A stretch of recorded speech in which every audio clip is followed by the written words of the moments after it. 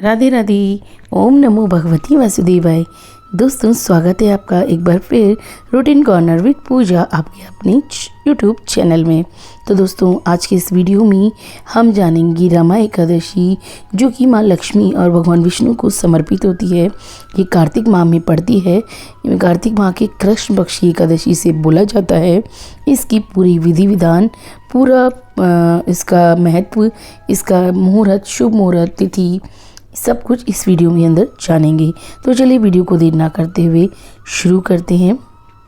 ये एकादशी विशेष मानी जाती है क्योंकि ये धनतेरस से ठीक 2 दिन पहले पड़ती है। इसे रंभा एकादशी या कार्तिक कृष्ण एकादशी के नाम से जाना जाता है। ऐसा मानते हैं कि इस दिन व्रत रखने से भगवान श्री हरि की कृपा हमें प्राप्त होती है।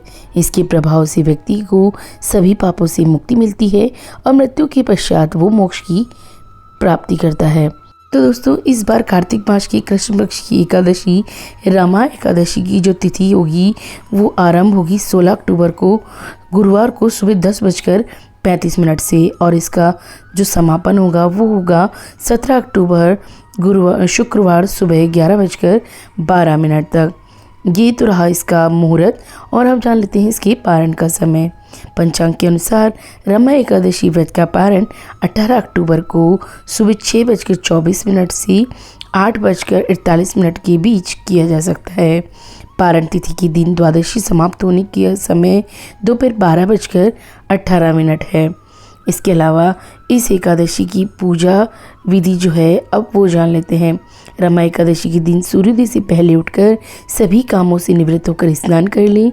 इसके बाद साफ सुथरे वस्त्र धारण कर लें और एक तांबे का लोटे लेकर उसमें जल, अक्षत, फूल डालकर सूर्यदेव को अर्घ दें। इसके बाद व्रत का संकल्प लें।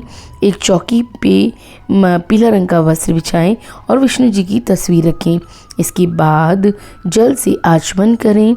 फिर फूल माला, पीला चंदन का तिलक लगाकर चढ़ाने के बाद भोग लगाएं। इसके बाद घी का दीपक और धूप जला लें। फिर रमा एकादशी व्रत की कथा पढ़ें, मंत्र पढ़ें, विष्णु चालीसा आदि का पाठ कर लें और अंत में विष्णु जी की आरती कर लें। फिर भूल चूक के लिए माफ़ी मांग लें और दिन भर व्रत रखने के बाद शुभ मुहूर्त में व्रत का पारण कर लें। दोस्तों, इस जो एकादशी है इसका अपने आप में अलग महत्व है, क्योंकि ये भगवान विष्णु को सबसे प्रिय एकादशियों में से एक है। पद्म पुराण में भी कहा है कि जो व्यक्ति सच्चे मन से रमा एकादशी का व्रत करता है उसे वैकुंठ धाम की प्राप्ति होती है। इस व्रत के प्रभाव से व्यक्ति सभी पापों और जीवन की कठिनाइयों से मुक्त होता है और उसे वाजपेयी यज्ञ के समान पुण्य फल प्राप्त होता है। दोस्तों, रमा एकादशी, इस एकादशी को क्यों कहा जाता है ये भी जान लेते हैं। दोस्तों, रमा एकादशी को चातुर्मास की अंतिम एकादशी माना जाता है, जिसके बाद देवउठनी एकादशी का आगमन होता है। चूँकि ये एकादशी दिवाली से ठीक पहले पड़ती है, इसलिए इस दिन माँ लक्ष्मी की पूजा का विशेष महत्व होता है। माँ लक्ष्मी को ही रमा के नाम से जाना जाता है। इसी कारण इस एकादशी का नाम रमा एकादशी पड़ा। कार्तिक मास के कृष्ण पक्ष की इस एकादशी पर भगवान विष्णु के साथ माता लक्ष्मी जी की पूजा करने का भी विधान है। ऐसा करने से सुख, समृद्धि, धन संपदा और सौभाग्य की हमें प्राप्ति होती है। तो दोस्तों, ये तो रही रमा एकादशी व्रत की पूरी जानकारी। अगर आपको ये जानकारी अच्छी लगी हो तो प्लीज़ वीडियो को लाइक, शेयर और सब्सक्राइब करना बिल्कुल ना भूलें और कमेंट में जय श्री कृष्णा अवश्य लिखें। मिलती हूँ अगले वीडियो में, तब तक के लिए जय श्री कृष्णा।